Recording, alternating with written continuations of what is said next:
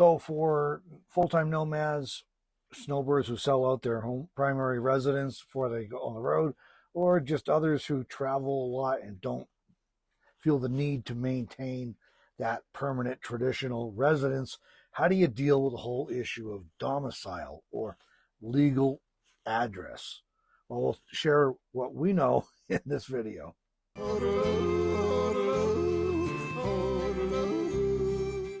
Okay, guys, so we're still in our off-grid homestead bundle week. I know we've been talking about this a lot, but 3 more days as of the time we're recording this on Friday.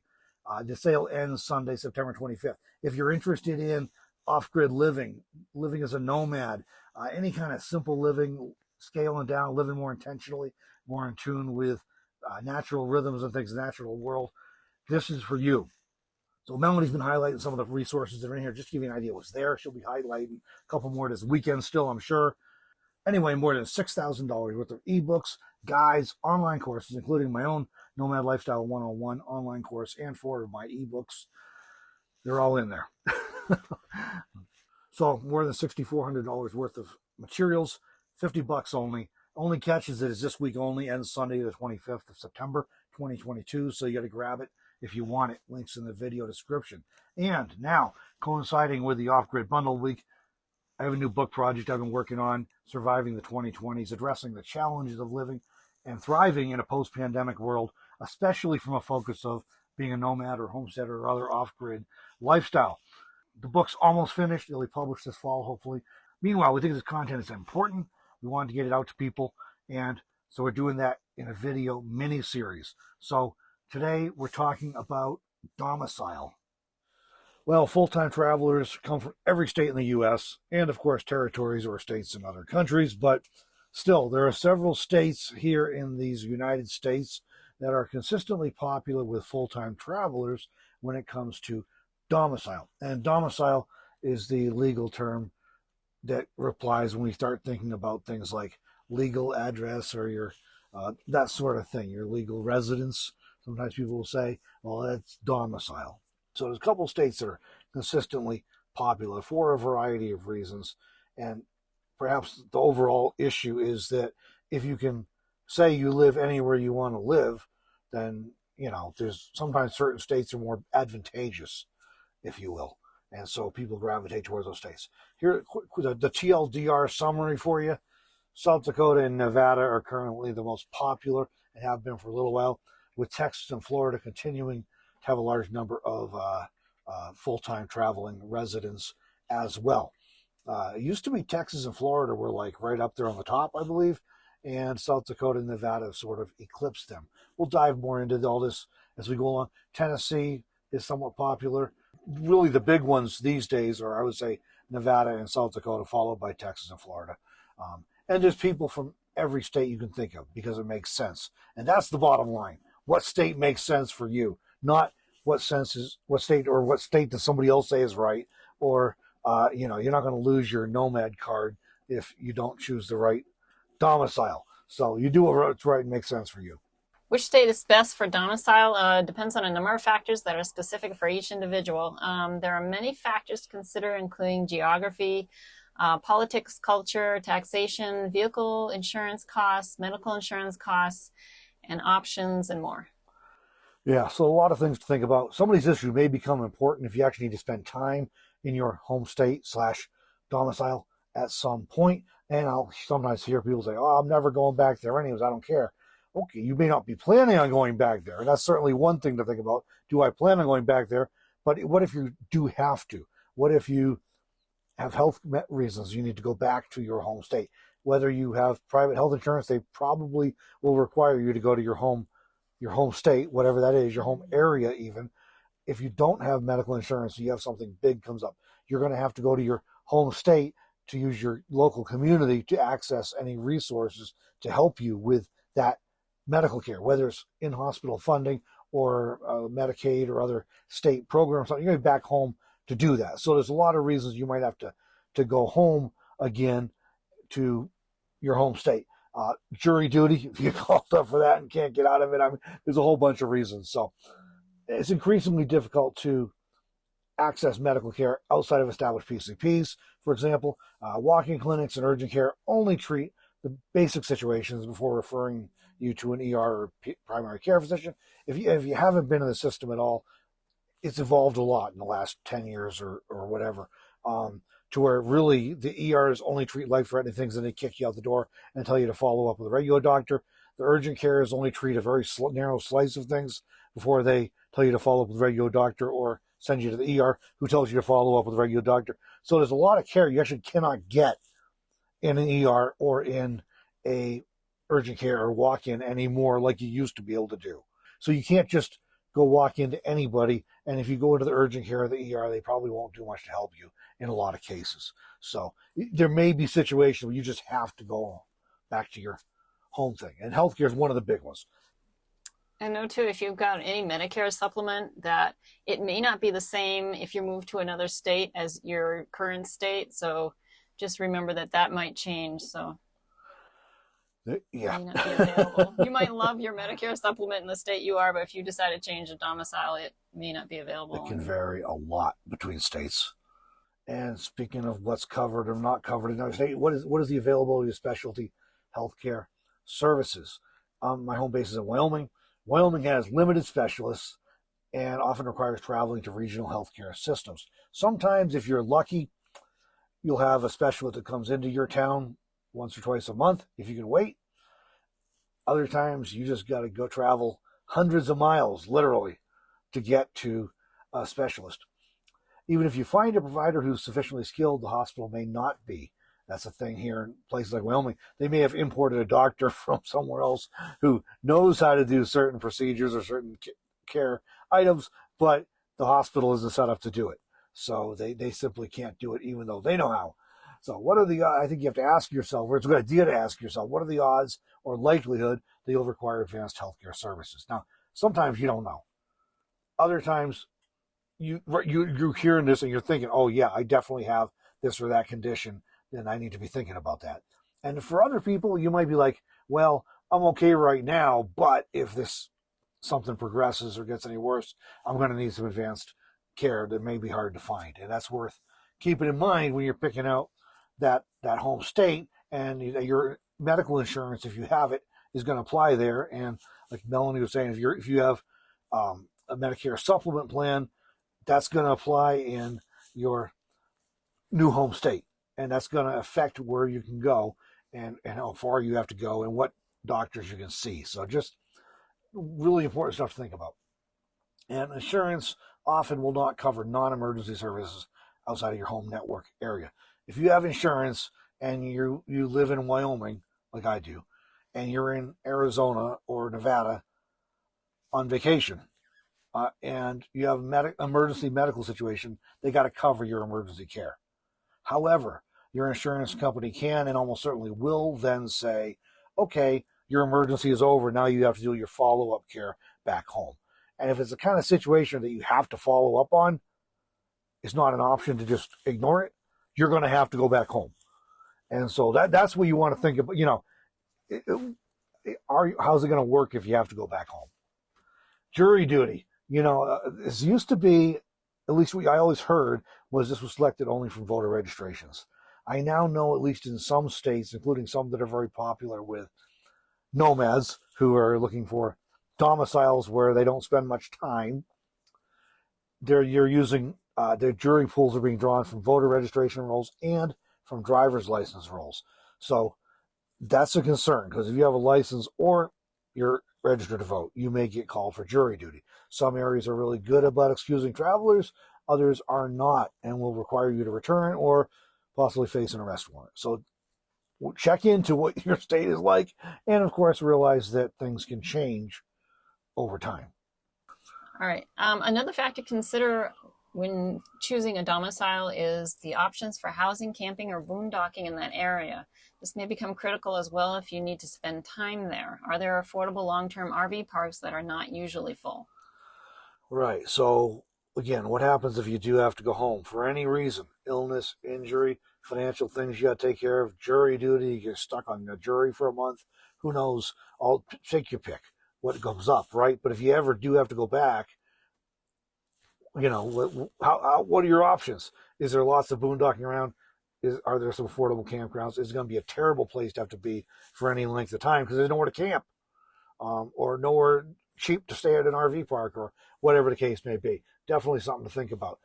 In Northeast Wyoming, where we have our home base these days, there is limited public land available for camping. There's a little bit of public land around. There is some you can camp on without cell signal and way outside of town, but it's also limited places. So, you know, that whole 25 or 30-mile rule thing after 14 days, you're not going to be staying around here for a month or two on public land without having problems, unless you're really putting on some serious mileage going back and forth. So even when there is public land, it's not always accessible.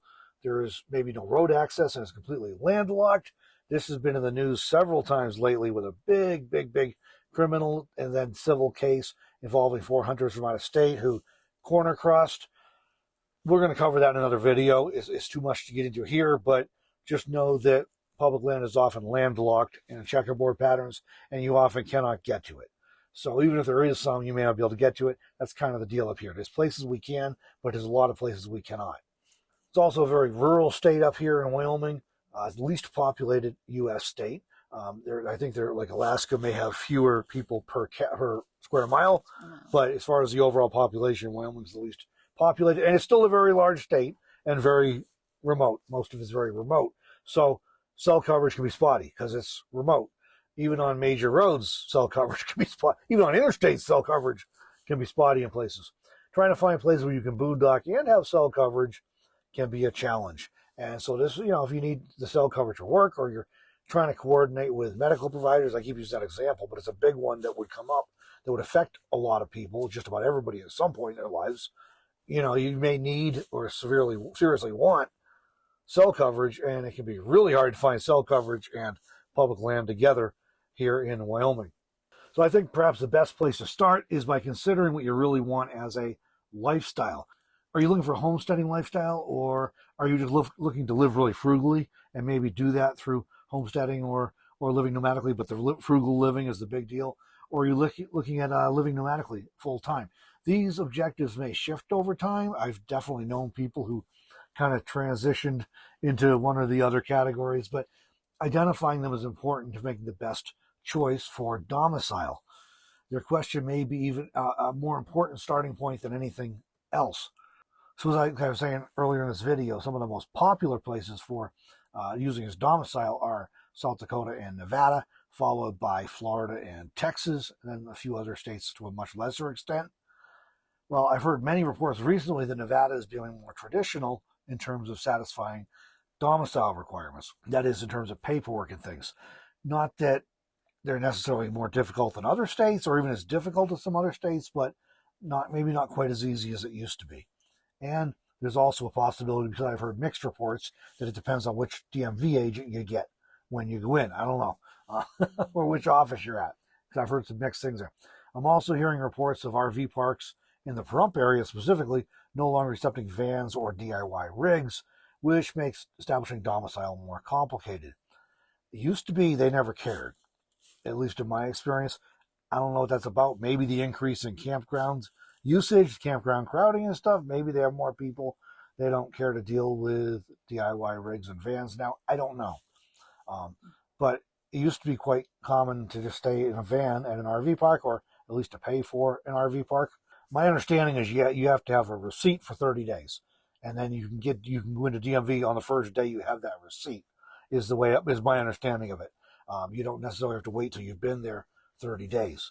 So some people would do the 30 days and go in fairly soon to get stuff taken care of, and then they may not stay the whole 30 days. They paid for it, and that was all, it seems to be, all the state cares about.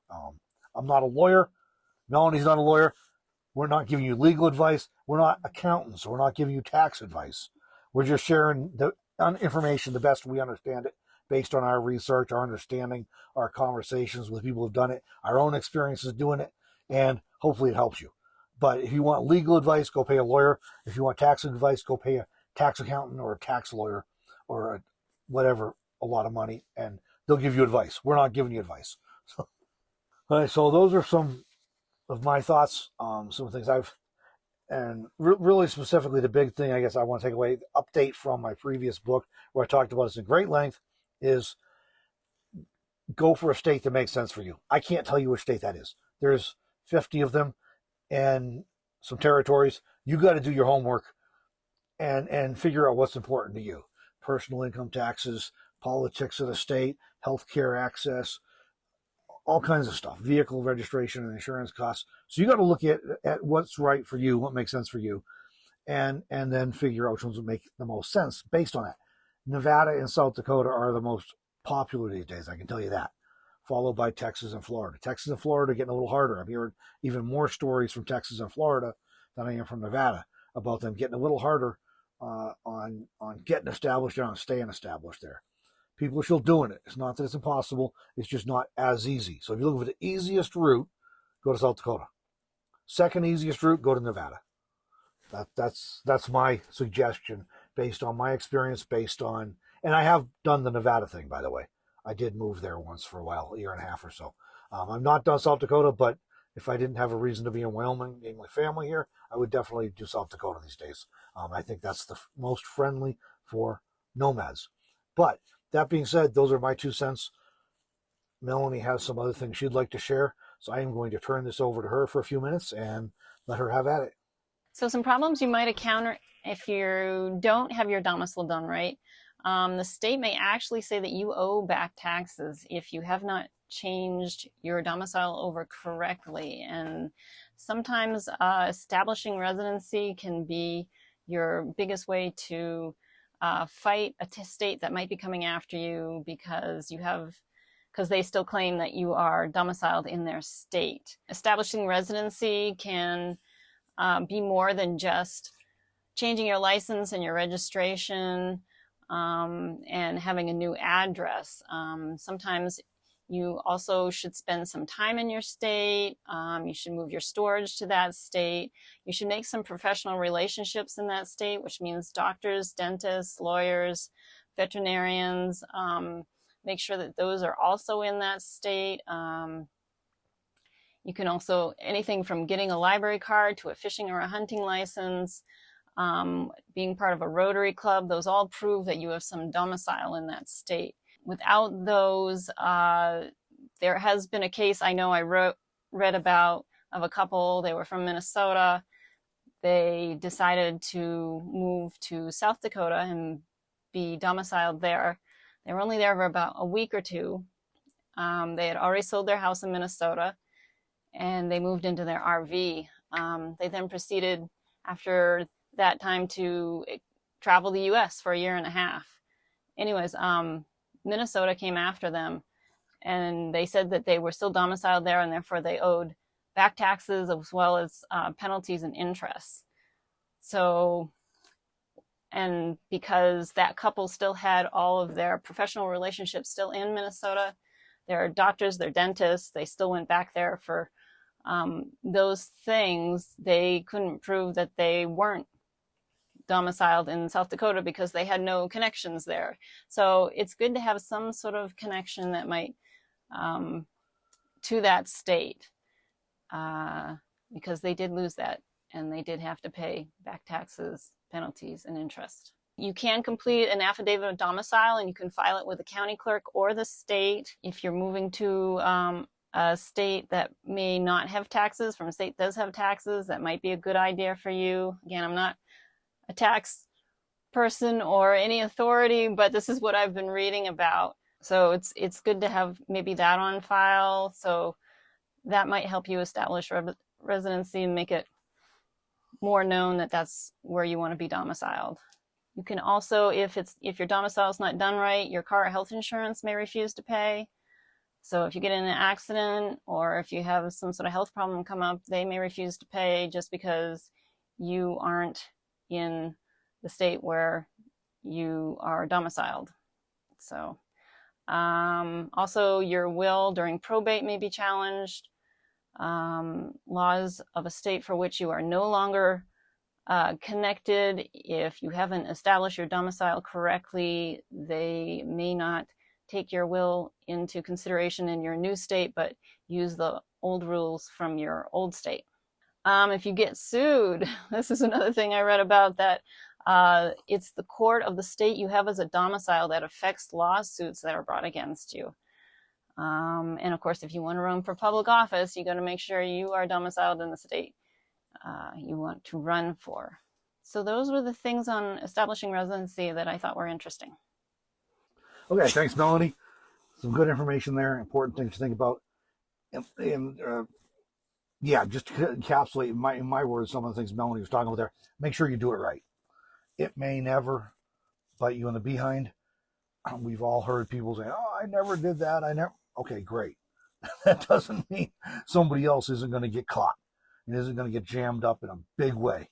And somebody's telling you to mess around with your auto insurance or your driver's license. Don't do it. I've heard too many stories about insurance refusing to pay because somebody didn't do something right, or they had a vehicle garaged in a state that it wasn't supposed to be garaged. Similar thing with driver's licenses. You lie on your driver's license application, you can get in some serious trouble, starting with having your license suspended or revoked and possibly criminal prosecution. You lie on an insurance application, they catch that in underwriting or in an audit, they can cancel you without warning because you misrepresented yourself and therefore violated the contract. All kinds of other examples like that. Health insurance can be the same way. Just do things the right way is my suggestion, Melanie's suggestion. You can do what you want to do. We're not telling you what to do. We're just suggesting, encouraging you to try and do things the right way. You can sleep at night and you don't have to worry about something like this coming back to bite you later on when you least expect it or when you at least have the capacity to deal with it. So just be aware of that. And if somebody tells you to take shortcuts and cut corners, ask yourself whether they're going to pay the bill when the tax man comes knocking or when you need a lawyer. And probably they're not going to want to do that. So to remember, my point then is that you're responsible for the decisions you make and how you set up your address and insurance stuff and everything else. So do it in a way that you're confident will not cause you problems in the future is my best suggestion. All right, well, thanks for joining us with this video, everybody. We are still in the midst of, as we're recording this Friday, September 23rd, 2022, we are still in the midst of the off-grid homestead bundle deal. If you're interested in off-grid stuff, you're interested in simple living, you're interested in being a nomad or in just living more simply and intentionally, this is a resource for you. Over $6,000 worth of ebooks, guides, and online courses, including my own online course, Nomad Lifestyle 101, and 4 of my ebooks, and all of that, more than $6,000 worth of material. You get it for $50. There's only one catch, and that's this week only. The sale ends Sunday, September 25th, and then you can't get it anymore. So link in the description if you want to check it out. Go ahead and grab that. And thanks for joining in for this video, everybody. We'll catch you in the next one.